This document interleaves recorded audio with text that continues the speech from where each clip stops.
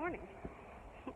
I know it's been about a week or so since I posted. We just got busy. But I came out earlier to the garden to, check for suckers on my tomato plants. And some of them had fallen down. So I am coming out now to tie those up. And I thought I'd bring y'all along with me so you can see how I do that. So see, I have a couple of tomato plants that have fallen over, and I'm going to tie those up.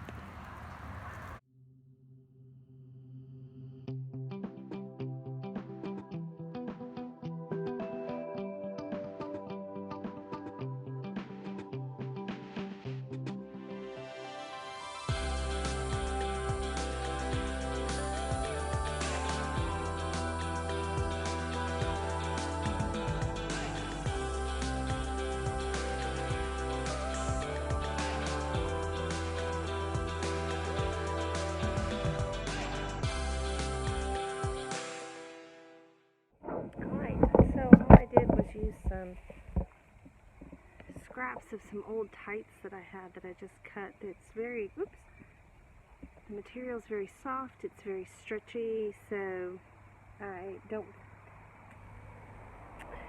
feel okay about using them to tie up the tomatoes, and I just kind of gently tied them so there's still plenty. It's not too tight, so nothing's cutting into the plant itself, but it's still secure. So now what I'm going to do is look for suckers and pull some suckers off and do any pruning that I need to do.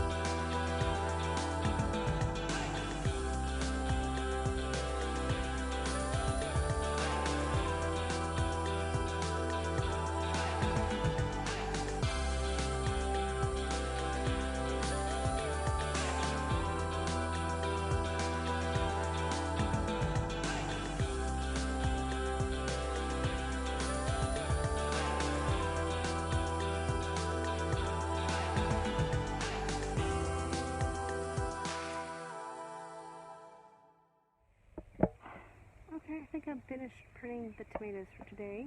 Wasn't a whole lot of suckers, but I did go ahead and clip off some of the lower branches that looked like they were,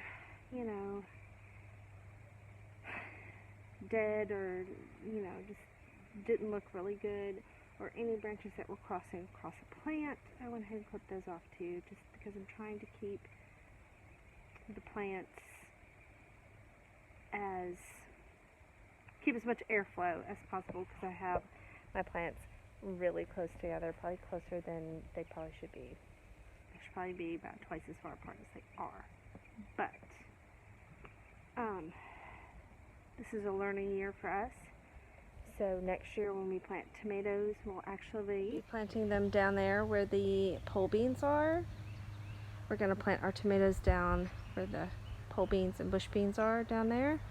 And we're going to run the trellising system down the center of the bed, and we're going to stagger plant on either side and do some more of the determinate paste tomatoes as well. And then down here where we have the tomatoes, we're actually going to plant the pole beans. So there's that. And we added this kind of arched little trellis here because we have our one little pole bean here who is growing very tall up our, there he is, trellis. So we had to add more for him. We've got, our pole beans are growing, and our bush beans are full of green beans. And I noticed when I was out here earlier that there was a pole bean that needed a little bit of help finding the trellis. Even these over here have found the trellis. So all I do is just kind of, oh, there's some garbage. I just get them and just kind of start twisting them around so they know where to go. And then they'll find their own way up from there. And we have marigolds here to help keep the bugs away. Our cucumbers are growing. These two down here, I don't know what's wrong with them, but these all along here seem to be putting out new growth, so that's a good thing. Like I said, our bush beans are full. I don't know if any are ready to harvest today. We'll see. Oh, yeah, this one.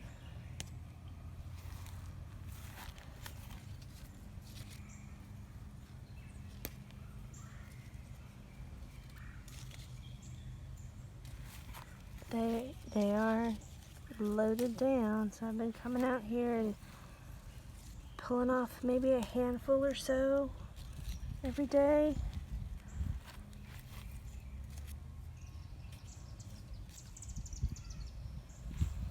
And then here is our hot burrito pepper, and we actually have a pepper on this plant, which is exciting, plus more blossoms.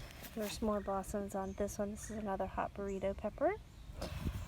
This is our Mad Hatter pepper. No peppers yet.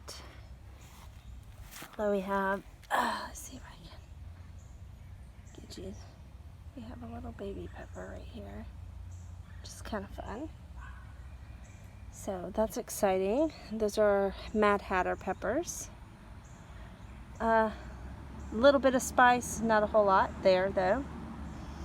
And then we have several candy cane peppers. These are a sweet pepper on these two plants here. So, and then we have about a dozen tomatoes. If I can show it to you, there they go. So these over here are Creole tomatoes. I think that's all the ones we have growing are Creole right now, but the purple Cherokees have blossoms, as do the Roma tomatoes on the back. So that's exciting. Our experimental beets are, yeah, there they are.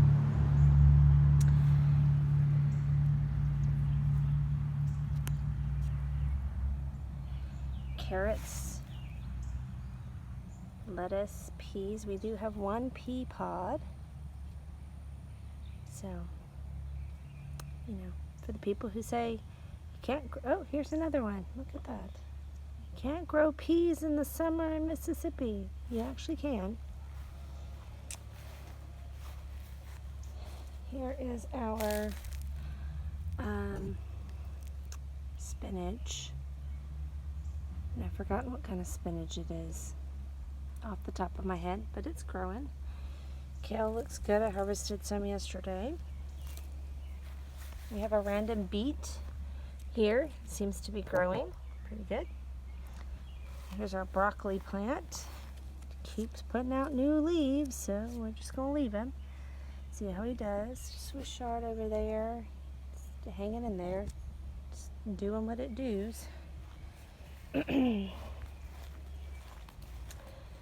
over here.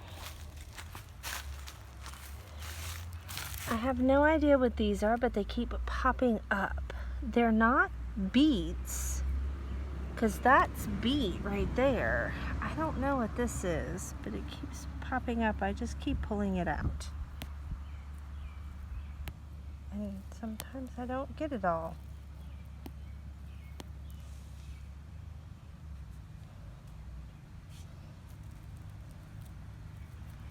It seems to have a very long taproot on it, so I don't know. I do have beets growing. At least beet greens, beet tops. Those aren't green, those are red, but y'all get what I'm saying. We did lose quite a few of our beets. I think it's just the heat, honestly. And we have onions down here, seem to be doing fairly well. They probably need to be watered. Oh. My beautiful hydrangea here. Just love this color. I think it's beautiful. There's big flowers on it. More coming up. Lovely, lovely. Oh, it's bright. I hope you enjoyed this little tomato pruning backyard garden update for today. I hope that you like this video, subscribe, leave comments or questions you have in the comment section, and we will see you soon.